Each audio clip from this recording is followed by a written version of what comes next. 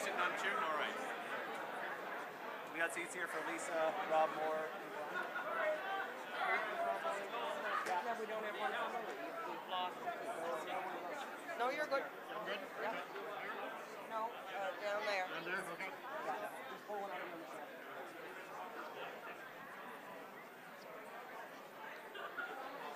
You got my bag there? Right here.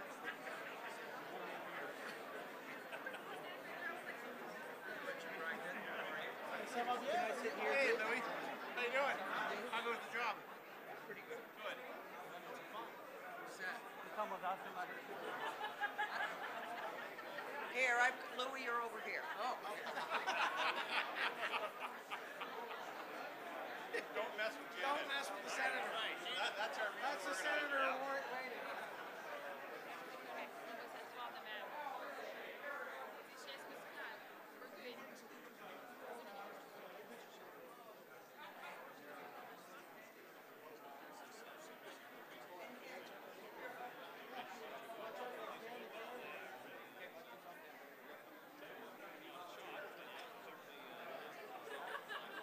So Janet. So this is who? Bob and Lisa.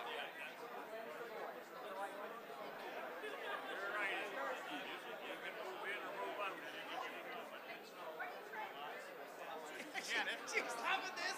She is.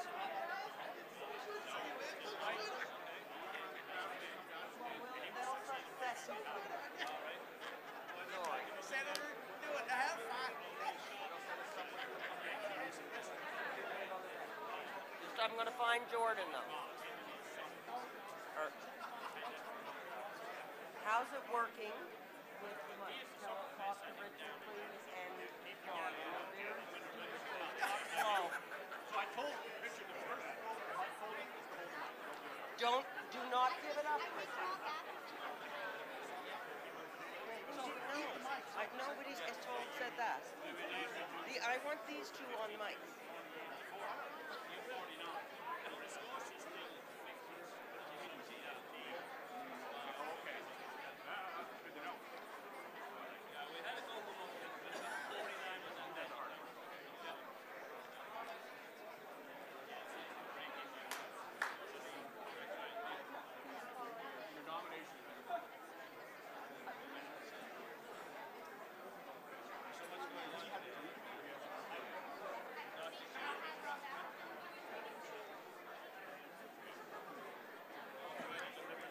Bob says no.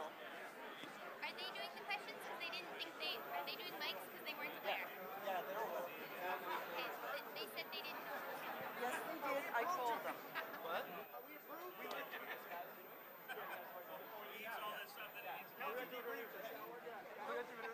Okay, watch, don't trip. Yeah. All right. Stop. All right, so stay down. Well done. Finish with your part.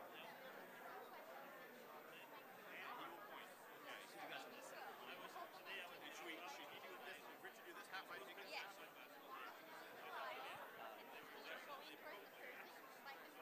this your main aisle? This is my main aisle. So I break off. Kind of that way, you know. Okay. You gotta be flexible. Like, you know, if you get one over here, I might have to go into your section. Robin.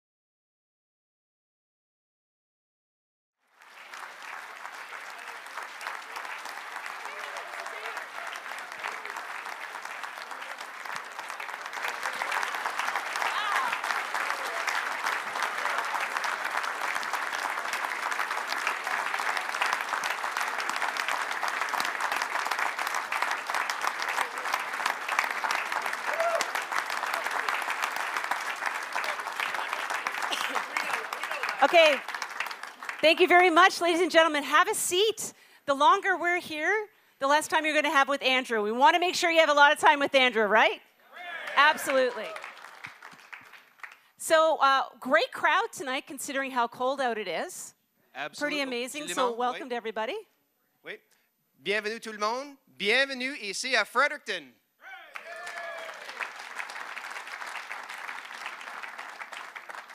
So, my name is Lisa Raitt, and I am extremely proud to be the deputy leader of our Conservative Party, and I'm really happy to be here with my friend Glenn Savoie.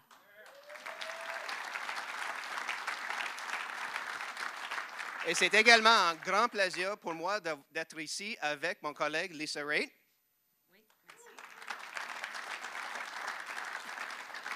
So this is the time when I get to recognize some special guests, and I'm using my phone because I have the up-to-the-minute special guests on my phone here, on a picture. I also changed my contacts the other day, so I have to go like this. It's not as much fun. So I'd like to, obviously, I want to say thank you. I could hear from the hallway that the Premier of New Brunswick is in the house, Blair Higgs. Blair Higgs.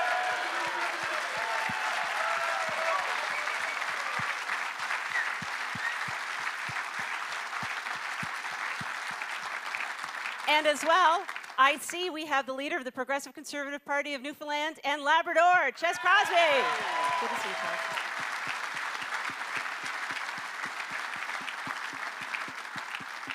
We also have our, you're going to meet him in a few seconds, our Conservative candidate, Rob Moore, who's going to be coming in to introduce Andrew Scheer. With us this evening as well, we have John Williamson, who's our candidate for New Brunswick Southwest.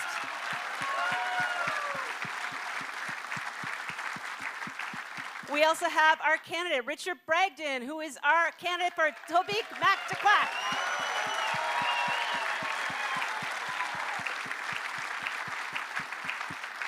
Turning this way, because I think I saw her, we have our candidate for King's Hants, which is going to be a Conservative riding once again, Martha McQuarrie.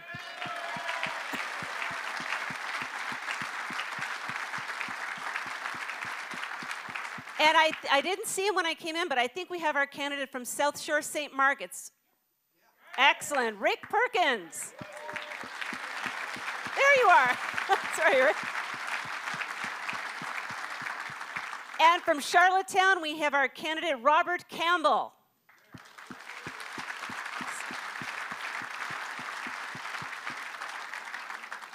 And thank you to all the MLAs who are here this evening as well, and to all council members and everybody else who came out. Oui, merci Lisa. De mon part, également, je veux dire un bienvenue à Monsieur le Premier ministre, Monsieur Blaine Higgs. Et, oui.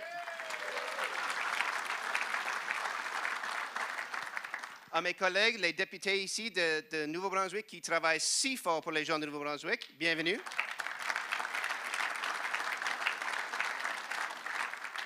Et également de tous les candidats fédéraux ici qui vont changer la couleur de la carte de Nouveau-Brunswick de la couleur bleue.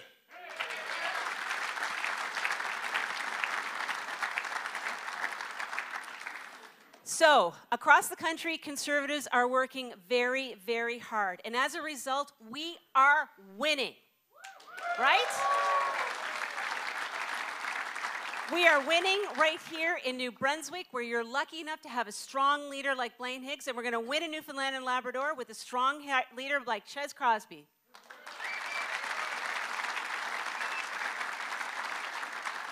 And federally, we have our leader, my friend, Andrew Scheer, who's going to be coming out to talk to you for a bit.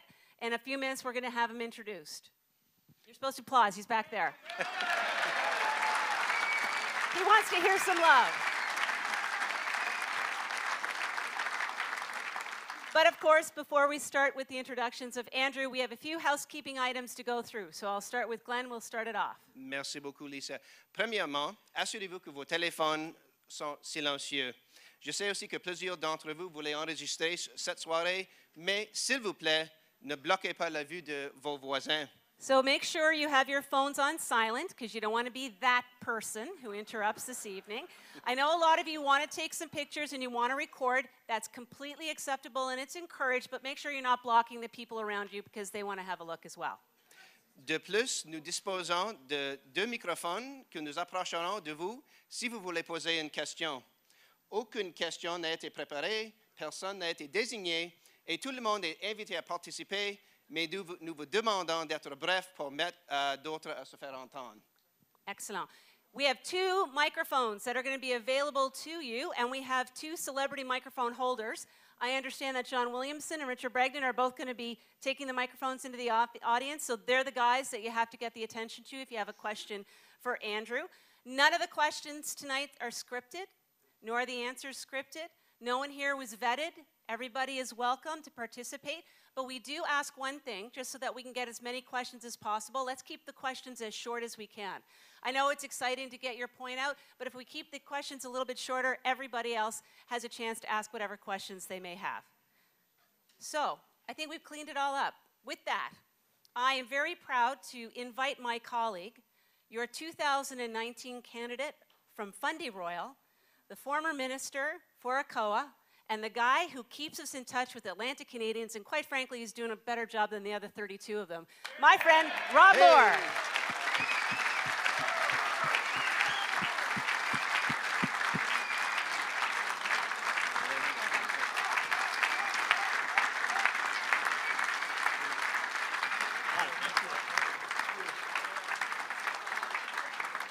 An amazing crowd here tonight. Give yourselves a hand. This room is packed.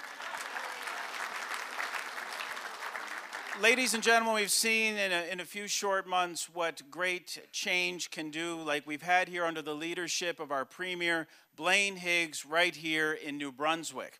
And we're looking...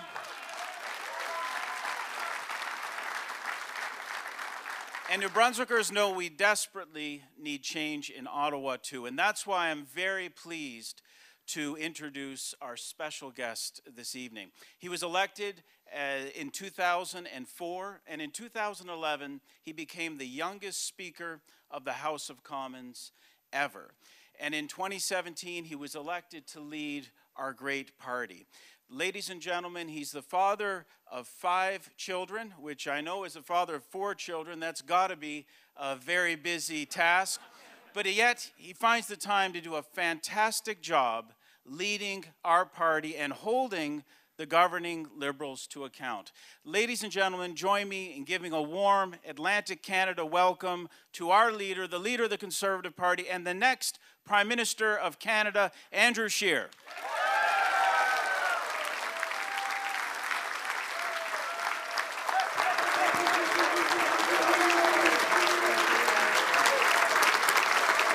Thanks so much for being here. Oh, hey, Paul. How are you doing? Thanks for being here. Hey, thank you very much. Thank you so much for being here. Hey, thanks very much for coming. Great crowd tonight. Thank you. What a turnout. Thank you. Hey. How are you doing? Good to see you again. How are you? Rob, thanks very much.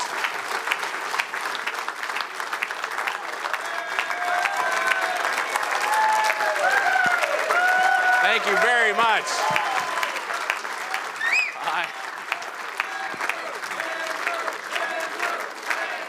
Thank you.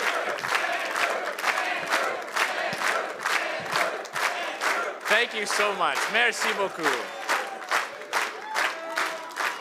Whoa.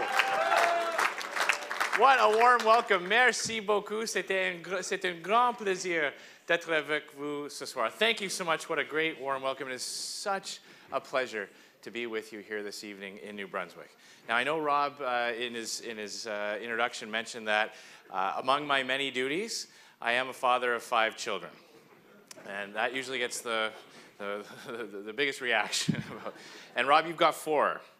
Rob's got 4 children. And, you know, there was a great joke made by a comedian named Jim Gaffigan that when he was asked, because he has 5 children, he's a well-known comedian, and someone asked him one time, what's it like to go from your 4th child to a 5th child? What's that like? What's taking on that extra child? What's that like in your life when that change comes along? And so his answer, which I've kind of used because I think it's a perfect illustration, is he says, well, just picture yourself drowning, and then someone throws you a baby. And that's what having your 5th child is like. But that is the thing in life I am truly most proud of, my wonderful family, and thank you very much.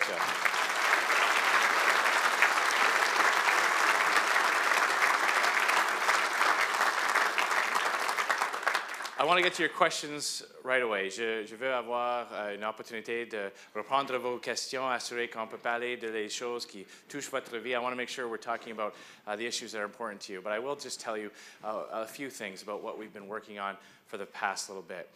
When I won the leadership in 2017, I quickly hit the road. I came out to Atlantic Canada. And one of the things my wife and I decided when we embarked upon this was that when possible, we would take our family along to one of the things we could do for our children, because it is a sacrifice. And I respect everyone in public life, provincial, federal, municipal, who have families to balance that off. And so I took my kids with me on my first trip to Atlantic Canada. Now, my children are raised in Saskatchewan, born and raised in Regina, and we had the wonderful opportunity of learning so much about this region, this province, and some of the challenges that people here face, some of the opportunities as well. And after some of the events we did, someone was very kind enough to arrange to take our family out on a lobster boat so I could learn about the lobster industry, some of the challenges about the pressure to get the catch in during the season, some of their input costs, some of the way the quota system works, all the issues around the lobster industry. And I'll never forget my youngest son, Henry, who was about 4 years old at the time, 4 or 5. He was just enthralled with all the different things he was learning, and he looked up over the bow of the boat, and he saw the deep, way out into the horizon, and he looked up at me with these big, bright eyes, and he said, "Dad, this is the biggest lake I've ever seen." Okay, we've got a little bit of education to do with my kid. It's good that we can learn about the geography. There are about 7 months left before Canadians have an opportunity to choose a new government in October, ladies and gentlemen.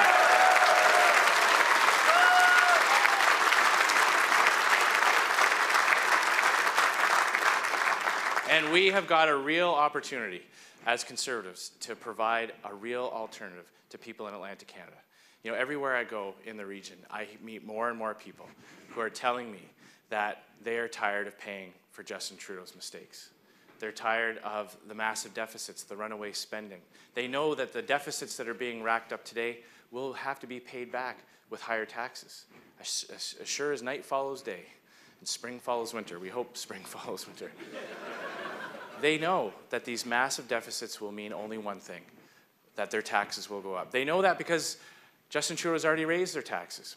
According to studies, the average working family in Canada is paying over $800 a year more in taxes under the Liberals than before.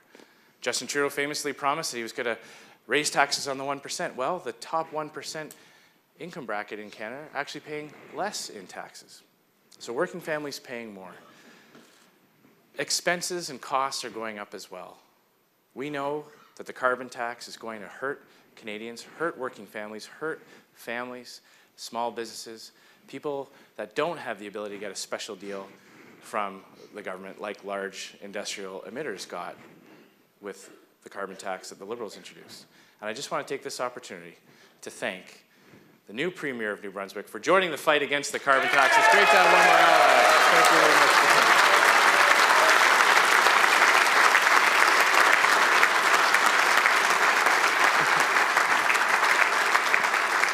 There is a growing wave of opposition all across the country against this tax, and it's great to have another ally in New Brunswick joining Alberta, sorry, not yet Alberta, joining Saskatchewan, joining Manitoba, joining Ontario. It's fantastic to see this groundswell against it, because we know that people in Atlantic Canada aren't looking to pay higher costs. Nobody believes that they're going to get a better deal from the government versus what they'll have to pay. It's a tax on commuters and a free pass for polluters. Our plan will actually speak to reducing emissions by incentivizing investments in energy efficiencies. It will not be a punishment on hardworking families. We know that the cost of gas will go up under this carbon tax. Justin Trudeau was asked about the record high gas prices in Vancouver when he was in British Columbia. And his answer was that higher gas prices are exactly what we want. Anybody here want higher gas prices? Higher gas prices might be exactly what Justin Trudeau wants, because he's never had to worry about that. But hard-working Canadian families who are struggling to make it to the end of the month don't want higher gas prices, and Conservatives' job one will be to repeal the carbon tax.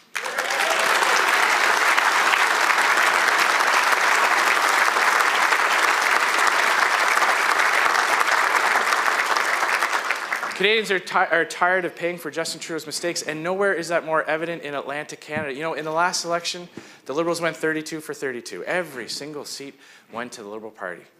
But since then, Atlantic Canadians have gone 0 for 32 as they watch their representatives vote against their best interests.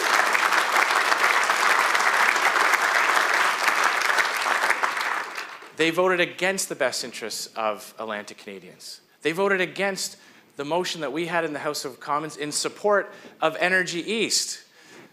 A Conservative government believes, the Conservative Party believes, that Canada should be self-sufficient when it comes to energy. We believe in the principle of a major nation-building project that will bring Western Canadian energy to Eastern Canadian markets, displacing foreign oil and making sure that we're not dependent on any other country for our energy needs.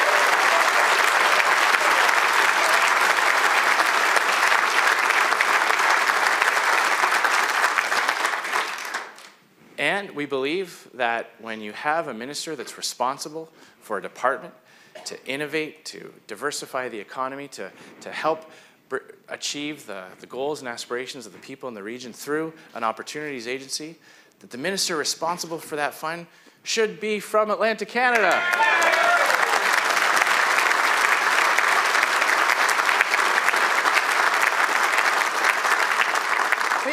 If I were a Liberal MP, I remember when Justin Trudeau, when he explained why he picked someone from Toronto to manage the ACOA file, he said that having someone outside of Atlantic Canada would make sure that bad decisions weren't made. What does that say about the 32 Liberal MPs representing Atlantic Canadians?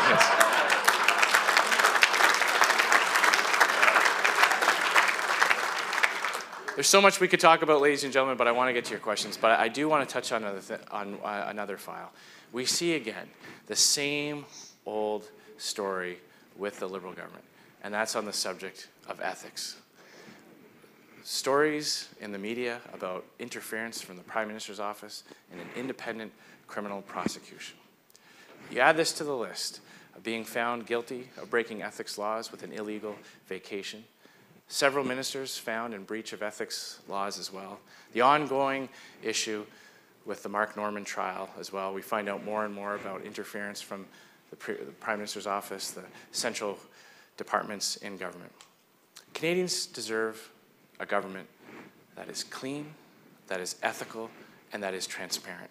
And we are getting none of those things from this Liberal government. A Conservative government will restore Canadians' confidence in their political system.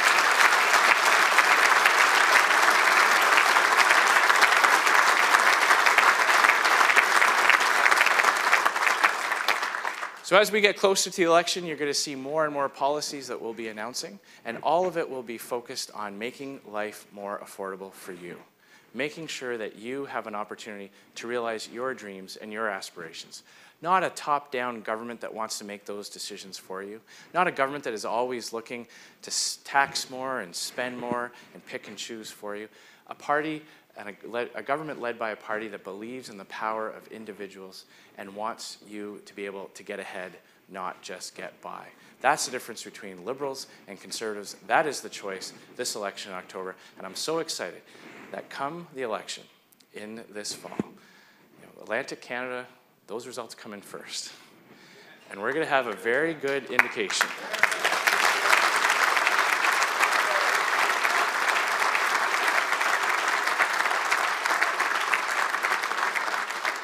We're going to have a very good indication of where that night is going when we see those first results come in.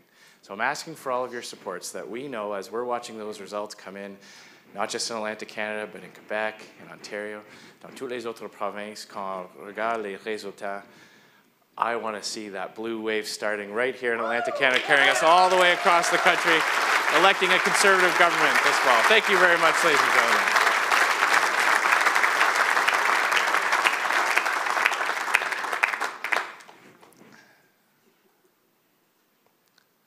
So we'll throw it over to questions. Richard, and who's the... Great, John, great, okay. Let's get started. Thanks for coming visiting our fair city. I'm a veteran, and I'm joining this...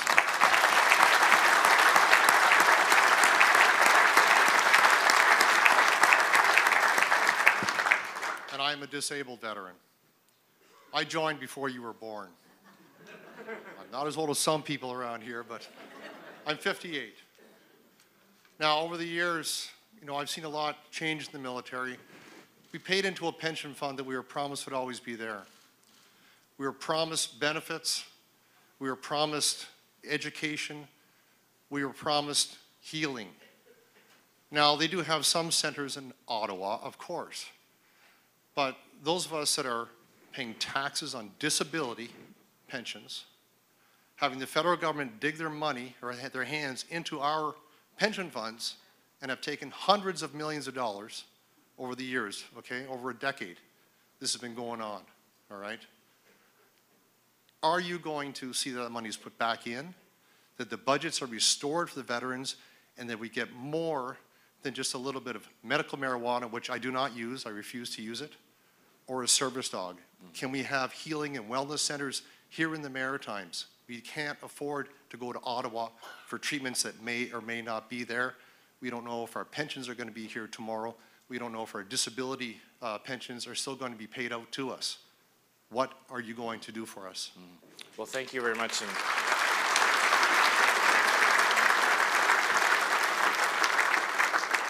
let me start by saying thank you for your service and thank you for your sacrifice that you've given to your country. And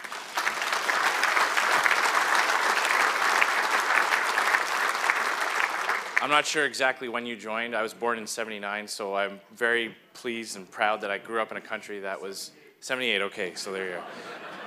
But it's because of the sacrifices that people like you have made for generations that I was able to grow up in a country that was free and prosperous and safe, so thank you.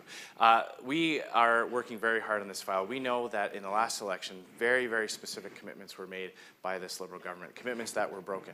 The previous Conservative government had come to very close to a deal with veterans that would have given what they were looking for. And then the election happened, and the promise was made, and now that promise has been broke. You'll remember it was in a town hall with a very similar format than this, that Justin Trudeau looked a veteran in the eye and said that the problem was that veterans were asking more than he could give. I believe that's shameful. And my commitment to you, sir, and to all veterans is that when we make a deal, when we make a promise, when we say this is what the Government of Canada will be offering veterans, offering those who enlist, knowing that as they serve the Canadian Forces, that coming out on the other side, they will be looked after, they will have a pension, they will have the services that they need, and that you can take that to the bank. That will be a commitment that we will follow through on.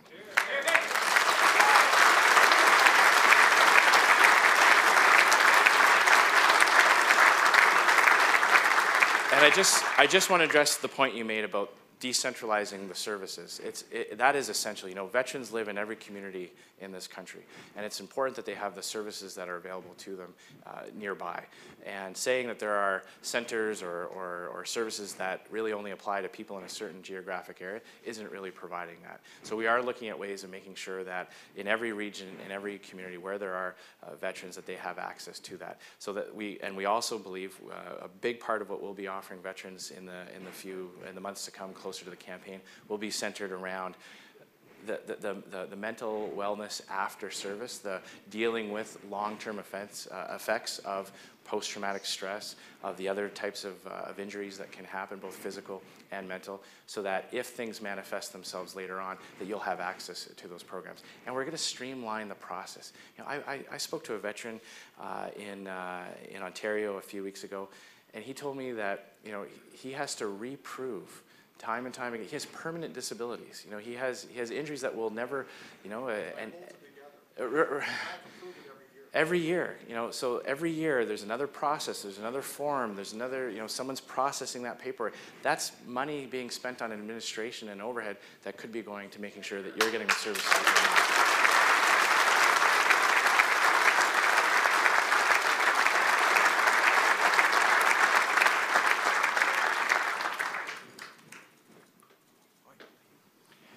Hello, leader. How are you? Very good, thank you. So, I just have 2 quick questions. I'll be very brief. One is because you know I love the military, so I'll ask, what will you do for procurement? The Canadian Forces, certainly the procurement is very slow, it's very politicized. What can you do for that? Also, what do you think, I'm an autistic as well, so I was wondering, what about a national autism strategy? I know that Mike Lake is working on that. I certainly would like to see that for us nationally. So, all right, thank you. Great.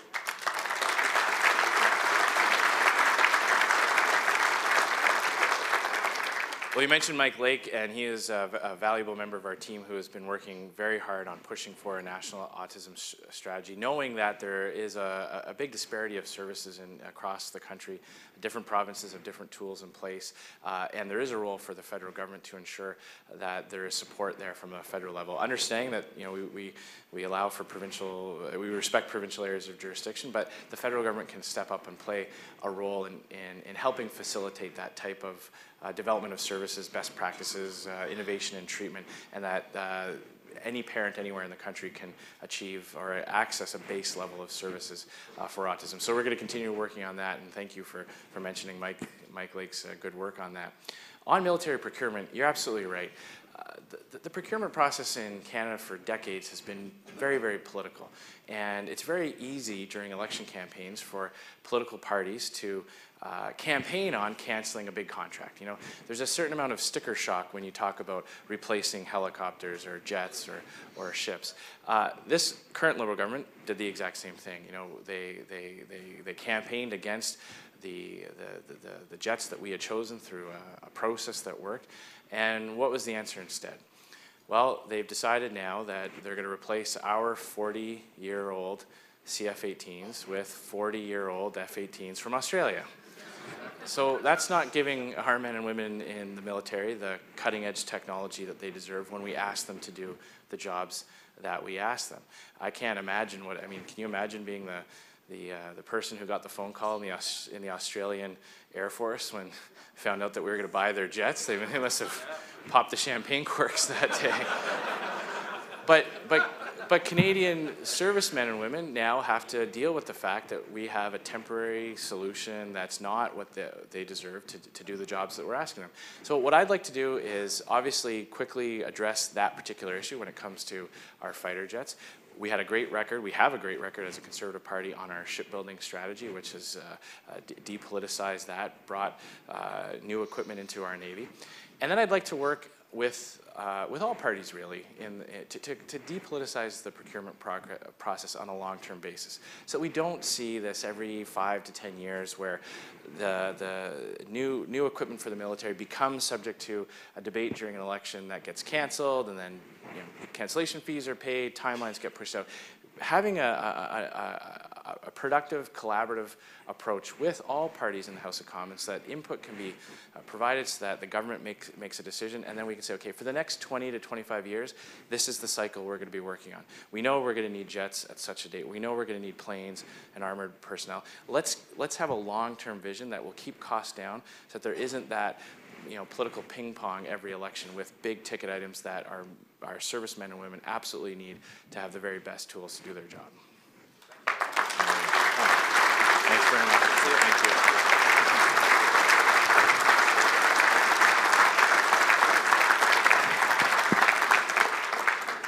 Good evening, Your Honor. Thank you so much for coming to our fair town. And as a middle child of 5 children, I greatly appreciate the time that you are investing being here with us today.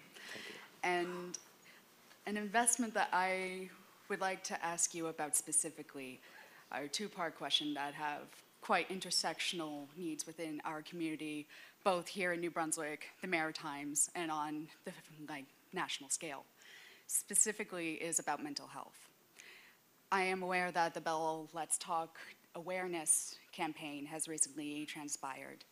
And aside from the experiences that some who endure mental dispositions, who reach out and are looking for resources and aid, I'm wondering what the Conservative Party will be able to do to address the wait lists, the time, and especially out here in the Maritimes compared to larger cities such as in Ontario or even Halifax in comparison, those who are dealing with mental struggles here in New Brunswick are facing months to year-long wait lists to be able to get the basic needs for them to be able to find stability within themselves and then to come back to being contributing members of our society, which also has the intersectional point with transgender health care. With transgender health care having that intersection with mental health, there are needs that are not being met within this province, and I would love to hear your thoughts on this matter. Thank you. Well, thank you very much. I very much appreciate the question, and I know we have some provincial representatives here that I'm sure will want to address these as well.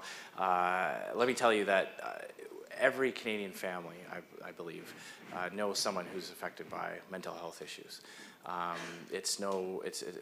Nobody can say that they're completely unaffected by mental health issues, and it's something that I really feel proud as a Canadian to see the evolution in how mental health issues have been treated over the last 10 or 15 years, where there are more campaigns to get people talking about it, where there are more resources being put in.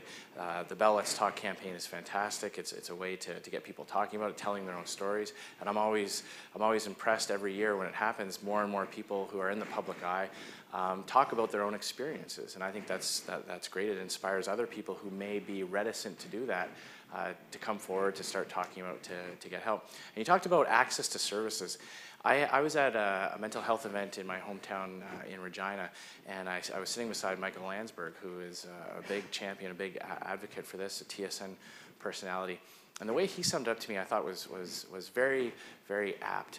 He said, you know, if you walked into your doctor's office and he examined your heart, and he was worried about that you're on the cusp of having a heart attack, you would be seen that day. They would get you in, they would get you, you could very well be on the operating table before the end of the day, because that's how serious it is. But if you went into a doctor and said, you know, I'm thinking about killing myself, then what happens? You know, you're not going to get that type of care that quickly, and yet the threat is no less. And so we need to absolutely have a partnership between the federal government, provincial governments, local health authorities to start looking at that.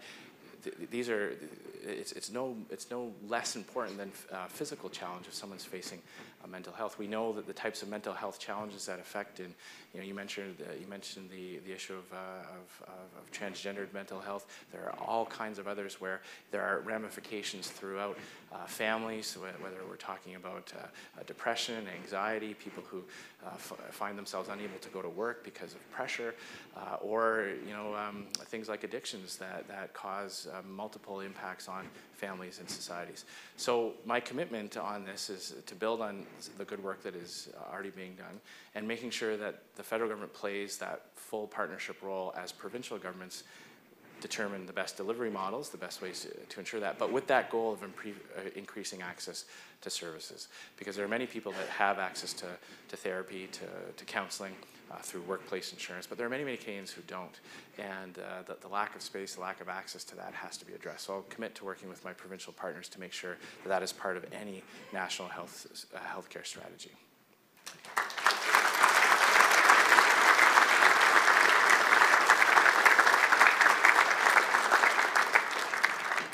Over here, there's Richard. Hello, and welcome to New Brunswick. As a father and family doctor, I'm very concerned about the mental health consequences of the legalization of cannabis, and I'm wondering, as Prime Minister, what your plans are with that file. Mm-hmm. Well, thank you very much for the question. This is one that was a.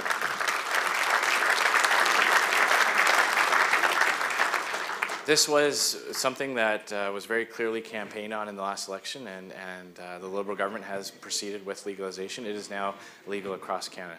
So our position on this file is that we will not recriminalize it. We will not, now that it is legal, there are people who are purchasing it, using it legally, and there are many businesses that have come up in that industry. So that was a choice that was made. It was a moment in time where Canadians had a choice, the Parliament had a choice, the government had a choice. But now what happens next? And that's where I really do put a lot of blame on the Liberal government for not having any kind of a plan to deal with the after effects of that. And we heard from so many health experts about the dangers of having minimum age being so low at 18, provincial government's not ready for the artificial timeline that was brought in, and police forces not having proper equipment to properly detect, equipment that they could count on, equipment that they would have confidence in using to prosecute people who were driving while impaired. So what we need, I believe, is a huge amount of research to track this. There's no question that this is going to have ramifications, so we need a government that's investing in making sure that we have the capacity to do studies, to track the effects on people, people who are using it for long periods of time. What are those effects, and has this had an impact on more people using it? So what we're looking at the consequences of legalization, and we are going to stand ready to make adjustments where necessary to increase those types of research and give tools to law enforcement and provincial governments who want to have different approaches. You know, there are some premiers in the country that want a different regime in their own province, but the federal government hasn't given them that opportunity. I think with a fundamental change this significant for our country, that the government should absolutely allow for different provincial governments to try different things as they manage the impacts of the new reality.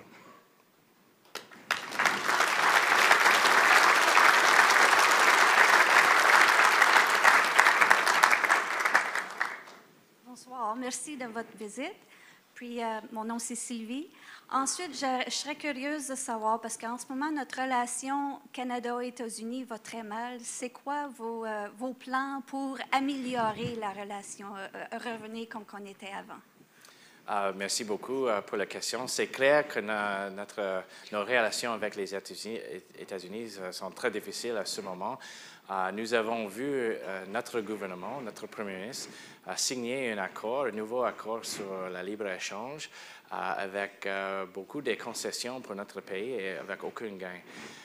C'est la première fois dans une ou deux générations qu'on voit une présidente des États-Unis qui ne croit pas dans le libre-échange, qui ne croit pas dans les principes d'avoir un vrai partenariat avec notre pays. Alors, ça va être un enjeu très difficile pour n'importe qui va être Premier ministre, mais le clé pour moi, c'est d'assurer que notre pays, avec le type de personnalité en Donald Trump, c'est important d'avoir notre pays dans la position d'avantage le plus que possible.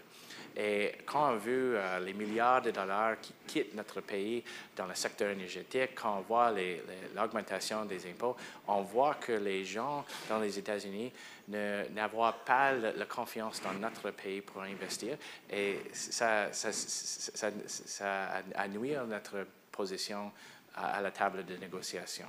Alors, pour moi, la clé avec un président comme Donald Trump, c'est d'assurer qu'on a la position le plus fort que possible et d'assurer qu'on travaille beaucoup avec nos alliés. Ce n'est pas seulement les États-Unis que M. Trudeau a des problèmes avec. C'est la Chine, c'est l'Inde, c'est le Japon, Australie aussi. Alors, oui, c'est difficile de travailler avec le président des États-Unis, mais il y a des autres exemples où notre Premier ministre n'a pas amélioré notre position dans le monde.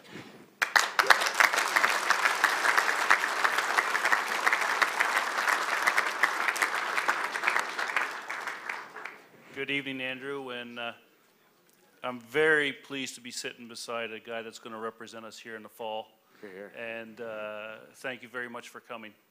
Last week you had the opportunity to speak in front of Dairy Farmers of Canada, and they were very thankful and appreciative of the words that you spoke.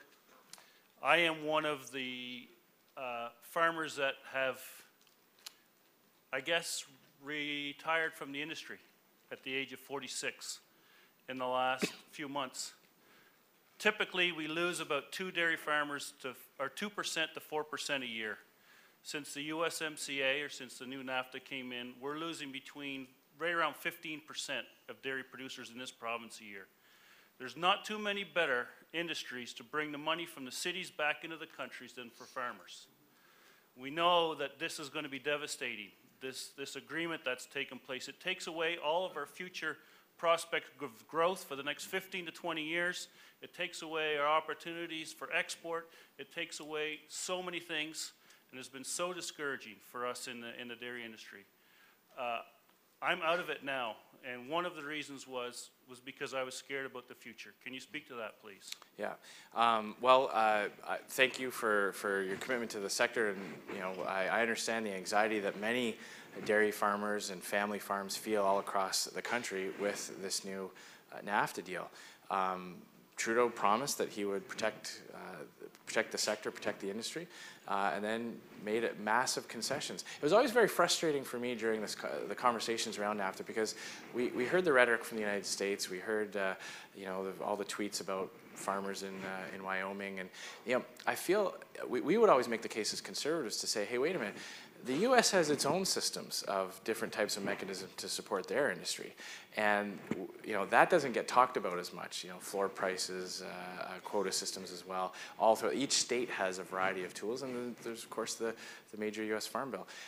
So we knew that was being targeted during the negotiations. I could not believe, though, when I saw the details about what Trudeau agreed with in terms of limiting what Canada was able to export to other countries. The dairy farmers were asked to innovate. They were asked to compete. They were asked to deal with the changing industry. They did with Class 7. They developed markets for that in the Middle East and Africa. And this is the first free trade deal I've ever seen between two countries where one country agrees not to sell to a third country, to leave space for their competitors to fill that. And that was part of what Trudeau signed on to, giving away our sovereignty to seek out export markets. So, of course, we know what they did in terms of their percentages and on Class 7 itself as a whole. The key now is to see what type of compensation is offered for that. After the CETA deal, the compensation program turned into a reimbursement program. And that's not the same thing. Asking a farmer to spend something before they get paid back is different from compensating for a loss. So we're going to be holding the Liberals to account on that as we go forward. And another issue that came up at that meeting was about the Canada Food Guide. And I'm not sure how many people are familiar with what the government has changed in the Canada Food Guide, but I said a very bold statement there. They have different labeling now, front of package labeling, and you know that a can of Diet Pop doesn't have any warning label on it, but a carton of chocolate milk will. And I have my oldest son, Thomas, is the pickiest eater you've ever met, and I believe that chocolate milk saved his life, because that was the only way that we could get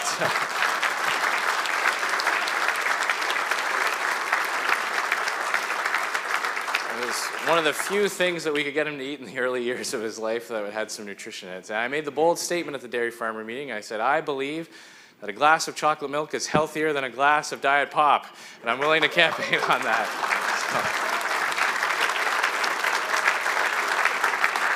So we will continue to be there for you. Our party will continue to support you, hold the Liberal government to account, and then when we form government, do everything we can to work to address the issues that you've been handed with the new NAFTA deal.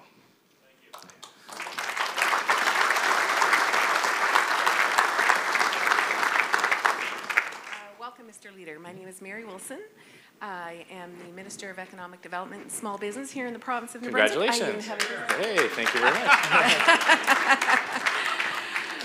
And just to qualify my question, just in my background over the last 20 years, here in the greater Fredericton area, I've had the honor of being in over 12,000 one-on-one meetings with local small business owners, many I see around the room here this evening. So to explain my question to you, many years ago, our governments put it out there to the would-be entrepreneurs and said, we really need you. We really need entrepreneurship here in Canada and the province of New Brunswick, because we know that it's a healthy independent sector that supports the public sector. Without the independent sector making things happen, creating jobs, generating the revenue, that's what pays for our government employees, our RCMP, our military, our teachers, our doctors, etc. So we know it's going to be hard on you. The banks say they're going to be there for you, but they're not always there for you. We see we're going to be able to be there for you when you first open up, but that's not always the way either, as much as we try. There's not going to be any EI coverage for you. So if you're sick, that's too bad. There's no sick leave. There's not going to be any pension plan out there for you. It's going to be really tough. So, but if you're willing to do that, we're going to put some incentives on the table for you as a would-be entrepreneur to make that difference in our country. So as you would be aware, the current federal government has done a lot of damage to the small business sector, one being passive income. So for those limited or incorporated companies here in the room, passive income is there so you can put some money aside in your business, maybe to allow for a rainy day if we have a flood possibly here somewhere in the province of New Brunswick or across Canada. Or if maybe you do get sick and you're out for several months, you can dip into that fund to help you get through the rainy days. And again, maybe to allow for investment, upgrading in your business, hiring more people, expanding your business. So, of course, we all know in this room that's under attack from the federal government. They're trying very hard to convince New Brunswick and other provinces to follow suit provincially. My question to you, when you become Prime Minister, is will you undo that damage that has been done to passive income?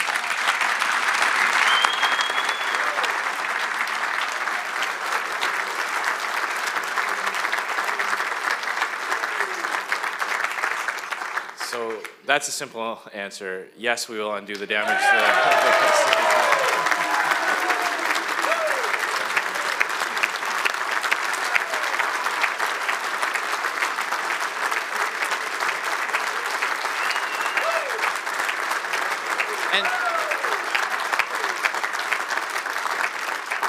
And if I could just expand a little bit on what you're talking about. You know, first of all, when this whole thing started, this caught Canadians by complete surprise. You know, when Trudeau talked about in the campaign making the rich pay more, nobody thought that he meant the mechanic, the pizza store owner, the florist, the types of local businesses, the small businesses that keep our economy going. And I got so passionate about this issue because I got my start in life because of small businesses, as so many Canadians have done. We fought that fight not just because, you know, there were 1.2 or 1.3 million Canadians that were affected by these higher taxes. We fought it because it was wrong and because there are millions more who are going to have their jobs threatened when this attack on small business started. When I was paying my way through university, I waited tables to earn my tuition. I didn't have it. That job was created because someone took a risk, opened up a restaurant, a very competitive industry. It's, you know, not guaranteed to make money in the restaurant industry, but I was able to wait tables, have income to pay my tuition, and I saw the benefits of when that business did well. I did better as well. I got more shifts. I was busier, and there's more money in my pocket at the end of the week. When I moved to Regina, I worked for a husband and wife who had literally sold the family farm to start an insurance company. I didn't have any training. They paid for my certification. They paid for me to study for the course, ensured that I passed it, and then I was licensed. I got my accreditation because of their investment in me. And there is not enough money in Ottawa to replace what the free market and entrepreneurs do for people like me all my entire life.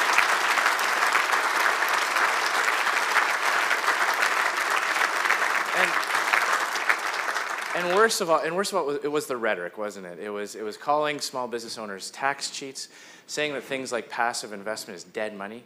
I mean, if the money in a small business that's being used for a mat leave, saving up to buy a second location or invest in a piece of, if that's dead money, then I'd love to know what Justin Trudeau and Bill Morneau consider the money that's in trust funds just sitting there in the park generating revenue. You know, what's that dead money like?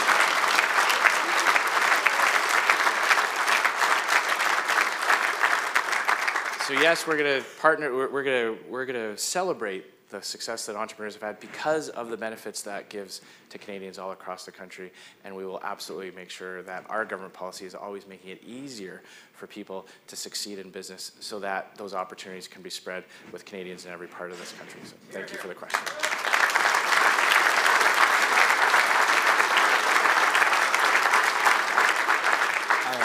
And thank you so much for coming to New Brunswick. I know we really appreciate it, and we all really appreciate you actually answering our questions, unlike some people who do these town hall events. We have a premier here in New Brunswick who has shown commitment to reviving the Energy East project, and I know you mentioned that you were also interested in doing that, but yet we see this great opposition coming from Quebec, and I would really like to know how you plan on making sure that that project goes through. Mm-hmm. Well, thank you very much.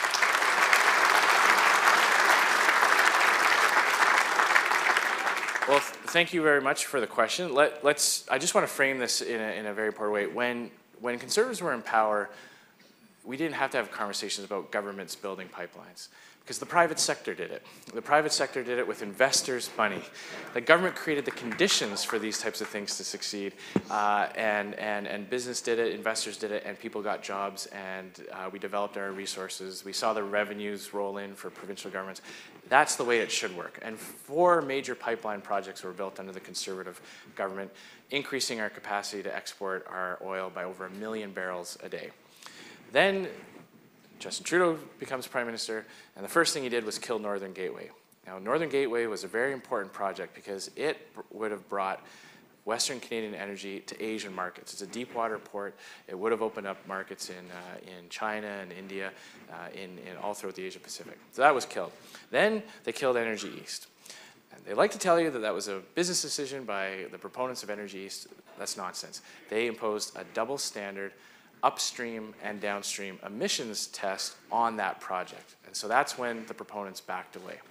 There's no other industry in Canada that faces that kind of upstream and downstream test. You know, the auto sector doesn't have to account for emissions on the raw materials that go into a car, and they don't have to account for the emissions that happen after the car rolls off the line. The aerospace sector doesn't have to account for that.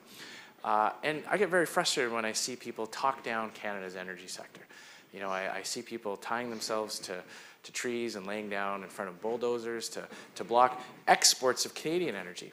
Exports of Canadian energy that's developed with the highest environmental standards in the world, with some of the best labor legislation around the world to protect workplace safety, where the profits from those sales go into Canadian pension funds, goes into you know, the RSPs of millions of Canadians, the pensions of public sector, private sector unions, anyone with savings vehicles, and provides jobs and opportunities for so many people all across the country benefit from those jobs, either directly because they work in, you know, sometimes they leave to go work for a period of time, or because of manufacturing and secondary industry. So I see these people blockading that, blockading Canada sharing with the world the energy that we take out according to all those standards. But I don't see them lining up and down the St. Lawrence, blocking tanker after tanker of foreign oil coming into Canada from places like Saudi Arabia and Iraq.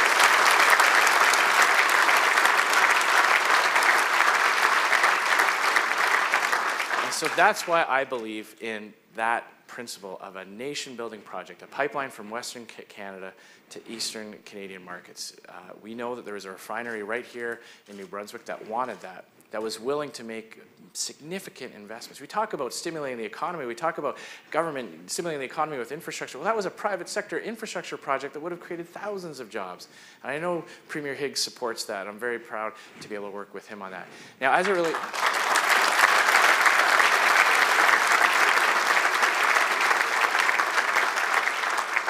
As it relates to some of the opposition around that, first of all, I believe that when you put the question to people in Quebec, we see Quebecers prefer Canadian oil.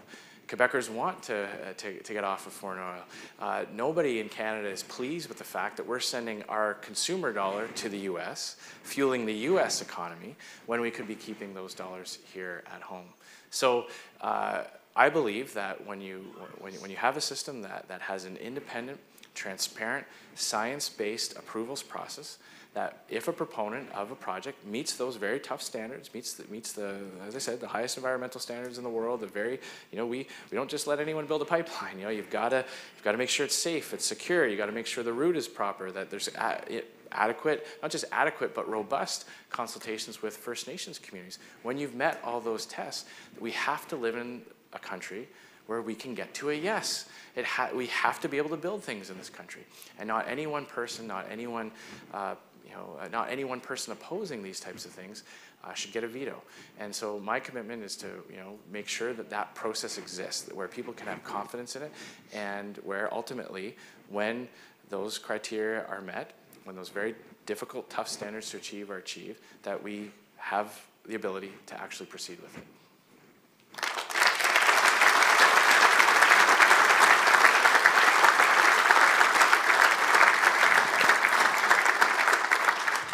Hi, thank you again for coming. I'm a physician in New Brunswick and very passionate with our present government in trying to improve healthcare services for our province.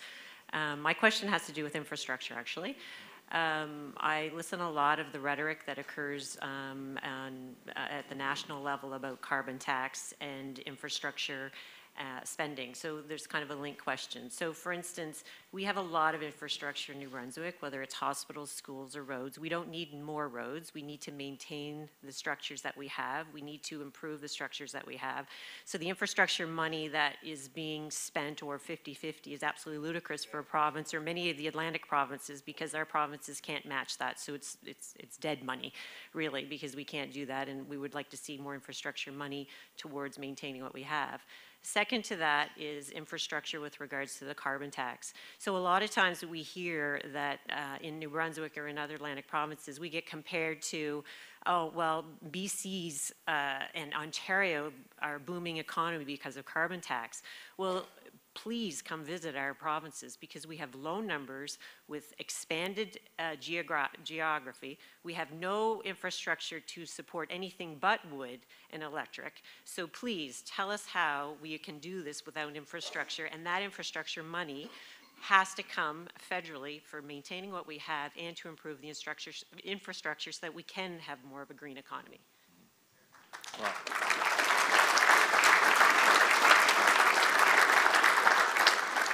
Wow. First of all, I certainly reject the notion that a carbon tax federally will lead to more spending on infrastructure from a federal perspective.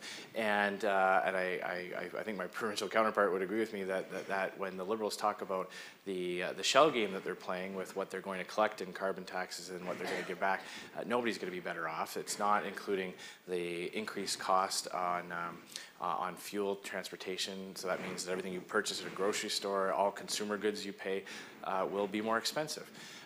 And when you talk to people who have to purchase those primary inputs, like construction companies, that's not being factored into the equation either. So some of the very projects that are going to be a challenge for the new provincial government or municipal governments to maintain or replace or upgrade will be more expensive as those costs cost more on the front end. Conservatives do believe in partnerships with provinces to achieve increases in infrastructure spending so that we have a better quality of life, so that our roads last longer. We can open up more of our provinces, of our rural areas for development. One of the things we did during our government was we made the gas tax funding permanent. And so that is a direct line from federal government taxation on gasoline right into municipalities so that they can address those infrastructure needs. We did also bring in the Building Canada program, which is that cost share provincial federal, which you mentioned is a significant challenge for provinces. So I understand that challenge. It is something that we are looking at, how best we can adapt to some of the different challenges that different provinces are needing on a way that's fair with all Canadians in every province. But I point to the gas tax permanency as one of the initiatives that we did to help alleviate some of the burdens with provincial governments. So we'll continue to have good conversations with provincial partners. One of the things I will commit to is that the Premier's meetings that I will convene won't just be photo ops to get my picture taken with provinces, but actually to sit down and find real solutions. Where is Richard? There he is. Hi. Last year, the Supreme Court ruled against Gerard Como in the beer case. And I'm wondering what actions you would take to encourage free trade across the country instead of letting the provinces impede it. Yeah.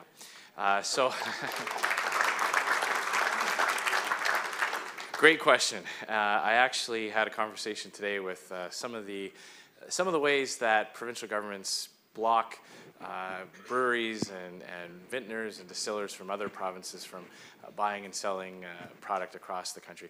It's very hard for us to go around the world and tout the principles of free trade when we don't have it here at home, and we have to get there.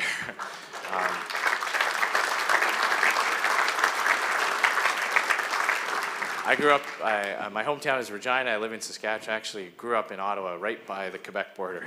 And so I'm sure there's a few people in the room here in New Brunswick that makes the odd trip into Quebec from time to time. I won't ask you to self-identify, but that was something we sure did because you know, there was that other option. I don't believe the federal government should be empowering provincial protectionism. And stay tuned because we're going to have a series of policies that speak to tearing down provincial trade barriers, not just in terms of goods and services, but also people. You know, allowing companies in one province to be able to compete for work in another province.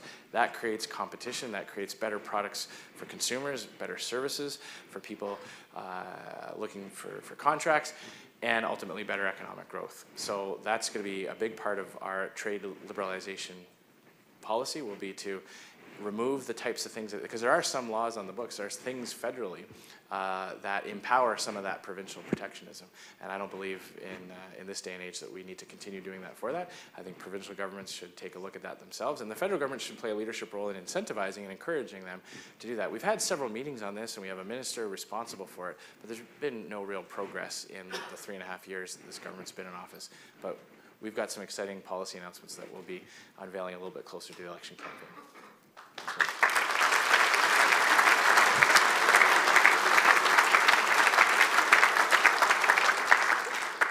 Hi, Andrew. Welcome to our beautiful picture province. As you mentioned a while ago, there is, of course, a lot of corruption in our government, from helping out, from preferring to help out terrorists over our own veterans, the complete, how he's handling the ISIS fighters and such, the funding, as Tom Queen has pointed out, the funding of Hamas through sending our tax dollars down to Hamas through Islamic Relief Canada, to funding UNRWA again, and of course organizations that take money to provide halal certifications on foods and other such things, to turn around, take that money and fund Hamas. This government has allowed this to go on. And my question to you is, as Prime Minister, what are you going to do to ensure that Canadians get justice? Yeah.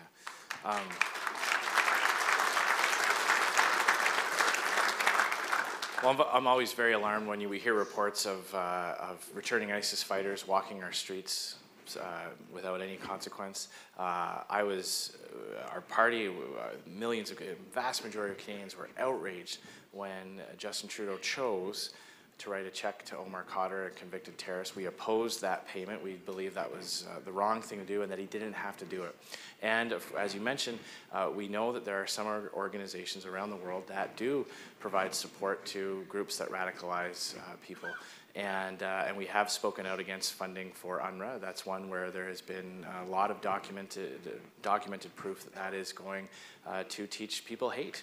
And we've seen the examples of the textbooks and the material that are being provided to children to raise them with a sense of hatred for not just Israel as a state, but also for Jews as a people. That has to stop. Canada should not be in the business of funding those types of elements that spread hate and division.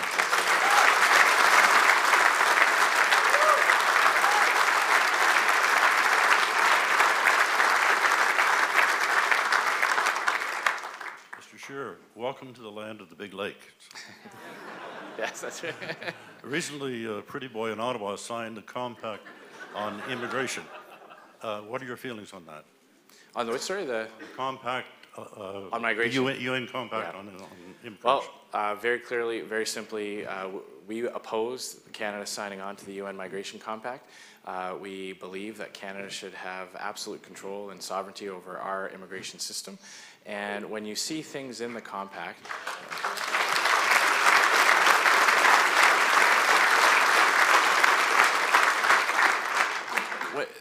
there are a lot of reasons. A lot of things that are in the compact, a lot of things that people talk about are very noble aims. You know, we all want to make sure that people who are facing difficulty around the world, people who are fleeing conflict, have opportunities to be safe and secure. But recognizing that there is a difference between people fleeing persecution and people wanting to come to Canada for a better opportunity. That is normal. That has happened for hundreds of years in North America, people coming to take advantage of the freedoms and the opportunities that we have.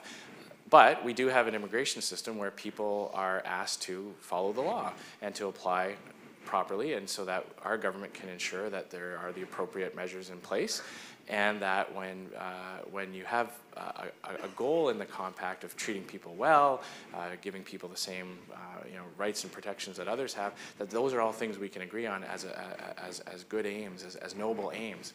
But when you look at other things in the compact and you say, well, why is that there? And why is there a measure in the compact about governments incentivizing the way the media covers these issues and discouraging certain types of reporting?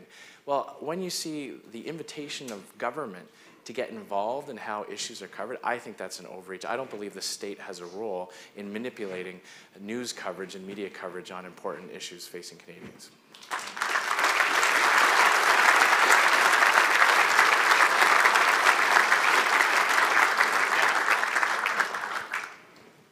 Hi, and welcome to this truly blessed part of the world. I'm very interested to hear more about your plan to enable Canada and Canadians to transition very rapidly to a low-carbon economy. Well, as innovations take place and as companies invest in different types of power sources, those types of things will be occurring in some cases naturally as part of the economy progresses and society progresses, and the government can absolutely play a role in encouraging innovation as well. And the energy sector itself has made huge gains. When you look at the efficiency and extraction in the oil sector and natural gas, we've really come a long way as a country. And the thing I think that is so essential is that we need to make sure that we don't actually see an increase in global emissions because we export emissions to other countries and the jobs that go along with them. And so, for example, we can make aluminum here in Canada thanks to hydroelectricity, thanks to a cheaper and cleaner source of power at a fraction of the emissions that will come out of that same factory if it were in China or India, where it doesn't have access to the cleaner technology. So I've never thought it made sense to punish Canadian industries that have innovated and adapted and come a long way, add something like a carbon tax and make it harder to do business here in Canada, just to see them shut down, pop up in another country, and global emissions actually go up because of that. So I think we need to take credit for what we do well here in Canada, and that should be part of our case that we make to the world, is that we should actually be doing more things here in Canada because we can reduce global emissions if we leverage the advantages that Canada has. So investments in innovation, incentivizing some of the things that we're going to be talking about in our environmental plan. It will be incentivizing and assisting Canadians in energy efficiencies and reducing their carbon footprint, while at the same time recognizing and being proud of the quality of energy that we can extract here in Canada, and the belief that we should be exporting that around the world to displace the types of energy that are being developed in countries that don't have those same standards and don't have the same commitments to fundamental Canadian principles like human rights, freedom, and regional security.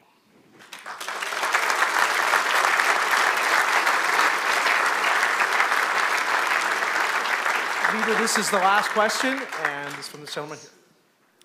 Good evening, Mr. Chair. My name is Daryl Tidd, and I'm from the riding of New Brunswick Southwest. Okay.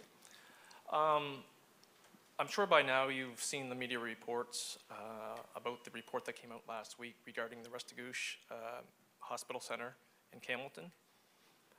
That report was a scathing report in regards to the care, neglect, abuse, over-medicated. This is a mental health facility we're talking about. And if I seem a little bit nervous, and it's because I am. I have a vested interest in this. My son is 26, and he's at that facility and has been for 7 years. I would just like to know, on a federal level, what a sure PC government would do to ensure that all levels of government are following the guidelines set forth within their own province, and furthermore to that, what you would do to ensure their basic fundamental human rights and charter rights are protected. Thank you very much.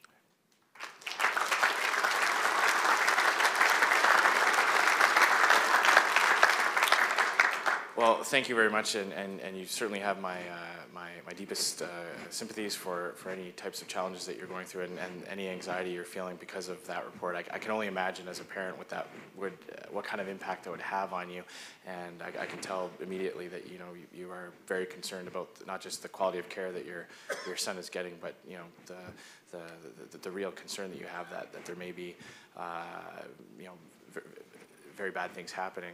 So my commitment to you is to make sure that as we partner with provinces in delivery of healthcare services, that there are measures to ensure that internationally accepted standards are being followed, that everything from patients' bill of rights to ensuring access to facilities for people who have family members who are facing these types of challenges. And also, we always need to ensure that anytime there's any type of government program, any type of government partnership, that there has to be accountability and oversight.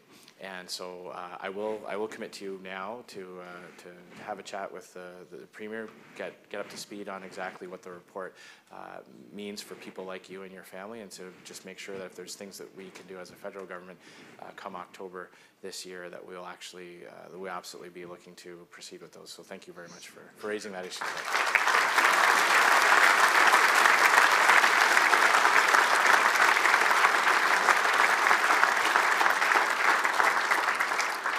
So I'm getting the signal. Is that time on, or do we have time for that? Okay. So we, like, as in the House of Commons, when you run out of time, they cut you off. So, je veux vous remercier sincèrement. Ce soir était un très grand plaisir.